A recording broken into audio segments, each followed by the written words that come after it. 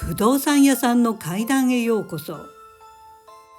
今回のお話は不動産屋さんにもほんのちょっぴり関係のあるお話で、それは最後に話したいと思います。さて、これは SNS の X を通じて郷土研究家で怪談語り部の HN キルマさんからいただいたそのいとこの方の奇妙な体験談です。これは今からだいぶ前のそのいとこさんが小学校低学年の頃のお話です。いとこさんをここでは仮に誠くんとお呼びします。その誠くんのお父さん、つまり HN キルマさんのおじは、当時現在の高知県春野町の清掃センターに勤務していました。ちなみにその清掃センターは平成期に廃止され、今はありません。さて、誠くんは小学校1年生で四男の末っ子でした。その日は夏休みの最中で、末っ子の誠くんはお父さんが勤務するその清掃センターに遊びに行っていたそうです。清掃センターにはどんな子供が興味のあるものがあったのかは分かりませんが、誠くんはセンターの事務所の前で面白いものを見つけては遊んでいました。するとしばらくしてからです。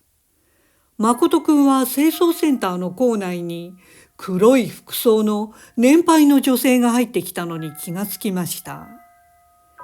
センターに用があってくる作業員や業者姿の人は時々いますが、黒い服を着た中高年の女性だったので、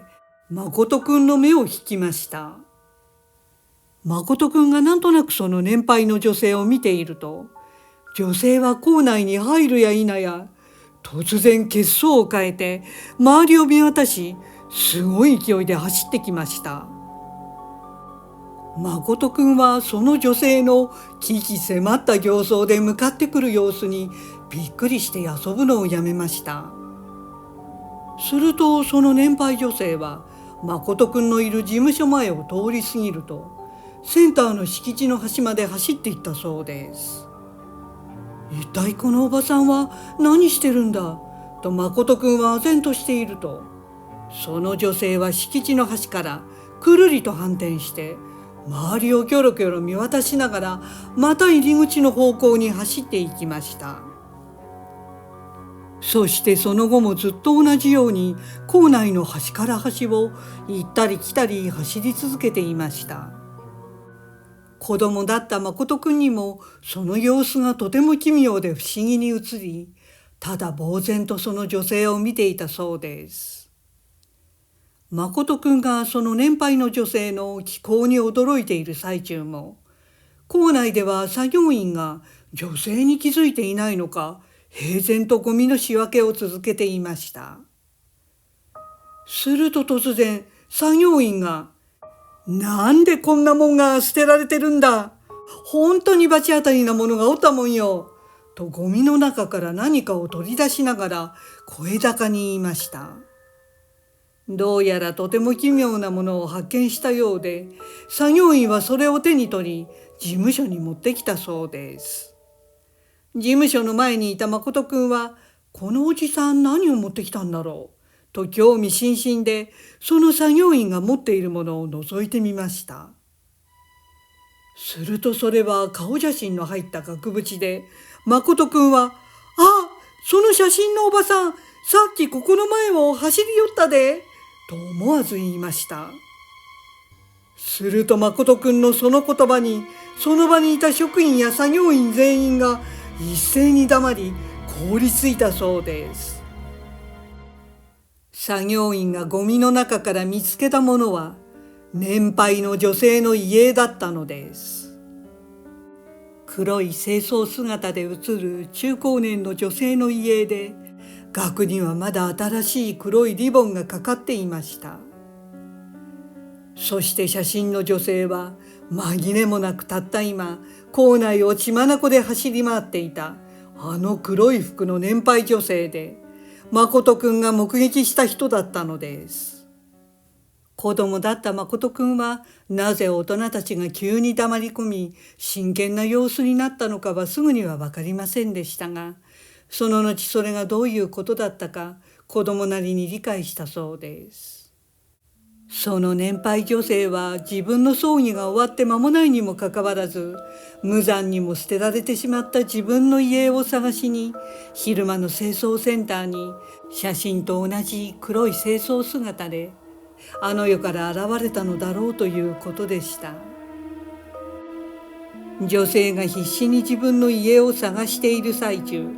作業員がそれを見つけたのは不思議な偶然と感じましたが、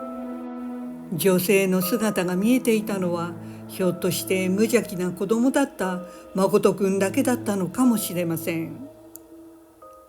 さて、家をゴミとして捨てるということは不動産業者として少しだけ思い当たることがあります。昔ある不動産屋の友人が紐でくくってある数枚の家を見せてきたことがありました。売却を頼まれた家にあったもので、売り主は家の人たちと遠縁で付き合いがなく、調子のいい友人が一旦預かることになり、結局困って最後は燃えないゴミで捨てるということになりました。この年配の女性の家はどういった経緯で捨てられたのかは分かりませんが、その後女性の霊が安らかに成仏できたと願いたいです。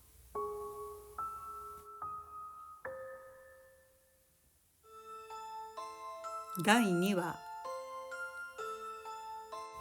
これは東京にお住まいの30代の女性、仮に関根さんとしておきますが、その方がつい先日体験した短い奇妙なお話です。関根さんは病院で事務員として働いているのですが、その職場に新しく同年代ぐらいの看護師の A 子さんという方が入ってきたそうです。A 子さんは顔も可愛らしく、声は声優のように高く綺麗で、話し方も可愛い人でした。でも一見そんな好感が持てるタイプの人でしたが、何かわからない違和感を関根さんは A 子さんに感じていました。ただ関根さんとはいつも院内では挨拶する程度で、 A 子さんと特別話をしたことはありませんでした。そんなある日、たまたま休憩時間に A 子さんと少しだけ話をする機会がありました。関根さんは A 子さんをすれ違いざまや遠目でしか見ることがなかったので、その時初めてじっくり顔を見て話したそうです。初めて話す相手ですから、潜在的に関根さんは密かに A 子さんがどんな人なのか観察する感じで顔を見ていました。A 子さんも関根さんと話すのは初めてですから気を使っている感じはありました。話の内容はたわいもない世間話から料理のレシピの話などだったそうです。するとそれは一瞬のことでした。関根さんが A 子さんの顔をじっと見つめて話を聞いていると、突然 A 子さんの左目だけがくるりと目の裏側に回って表に戻ったのです。つまり左の眼球だけが白目を向いて内側に入り込み、一回転して下から表に出てきました。関根さんはびっくりして一瞬凍りつき、言葉が出なかったそうです。でもなんとか平静を装い、A 子さんには気づかれないようにしたつもりでした。でもその様子に気づいたのか、A 子さんは何事もなかったかのように、ああそれじゃあと言って休憩室からさっと立ち去っていきました。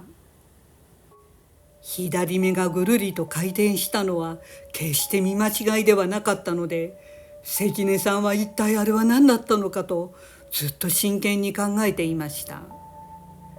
あの A 子さんの眼球の動きがまるで爬虫類の蛇のようだったので、とても気味悪くその余韻がしばらく残っていました。するとその日以来、なぜか A 子さんを病院内で見かけることがなくなりました。A 子さんのことが気になって仕方がない関根さんは、同じ院内にとても霊感のある男性職員がいたので、その人に相談してみることにしました。眼球がくるりと回った時の状況を詳しく話すと、その男性は「ああ」という顔をして「蛇じゃないですか」とポロッと言ったそうです。関根さんは内心やっぱりと思いました。その男性職員の話では、おそらく A 子さん自身霊感が強いようで、関根さんがどんな人かをこっそり霊視していたのかもしれない。それで関根さん、あなたも無意識に A 子さんを観察していたので、A 子さんの中にある取り付いている何かが、正体がバレたと感じて慌てたので、左目がひっくり返ったんですよ。彼女にはおそらく蛇がついているんでしょうね。とそういう見解でした。結局その後 A 子さんが病院に来ることはなかったそうで、理由もなく辞職したということでした。ご視聴ありがとうございました。よろしければチャンネル登録といいねボタンをお願いします。